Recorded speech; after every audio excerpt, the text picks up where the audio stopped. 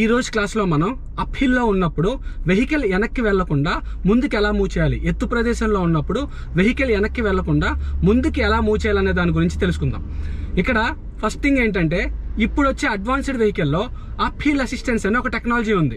మనం ఒక చాలా ఎత్తు ప్లేస్ లో ఉన్నాము. ఇక్కడ అప్ హిల్ అసిస్టెన్స్ ఉన్న వెహికల్లో ఎలా మూవ్ చేయాలో చూద్దాం. వెహికల్ న్యూట్రల్ లో ఉంది, హ్యాండ్ బ్రేక్ ఆన్ లో పెట్టుకున్నాను, వెహికల్ వెనక్కి మూవ్ అవ్వకుండా ఉంది. ఓకేనా? ఇప్పుడు నేను క్లచ్ నొక్కి ఫస్ట్ గేర్ వేసుకున్నాను. ఫస్ట్ గేర్ వేసుకున్న తర్వాత హ్యాండ్ బ్రేక్ డౌన్ చేశాను.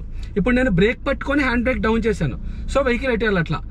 అప్ హిల్ అసిస్టెన్స్ ఉన్న వెహికల్లో ఉండే టెక్నాలజీ ఏంటంటే, మీరు బ్రేక్ వదిలిన తర్వాత కూడా ఒక ఫ్యూ సెకండ్స్ వరకు వెహికల్ వెనక్కి వెళ్లకుండా హోల్డ్ అవుతుంది. ఇప్పుడు చూడండి, నేను బ్రేక్ మీద కాల్ తీస్తున్నాను, బ్రేక్ మీద అయినా వెనక్కి వెళ్ళట్లేదు. బైట్ పాయింట్ దాకా క్లచ్ వదిలేని చూడండి, ఇంకొంచెం ఇప్పుడు యాక్సిలేటర్ ఇచ్చాను, అంతే.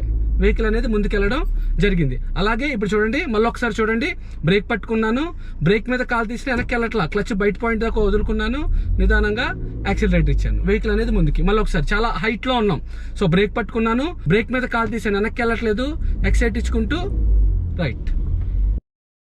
బ్రేక్ మీద కాల్ తీసాను, ఈ వెనక్కి వెళ్లకుండా ఉండే గ్యాప్ లో నేను క్లచ్ రిలీజ్ చేసుకుంటాను, లైట్ గా మూవ్మెంట్ అనేది వచ్చేస్తుంది. వచ్చింది చూసారా?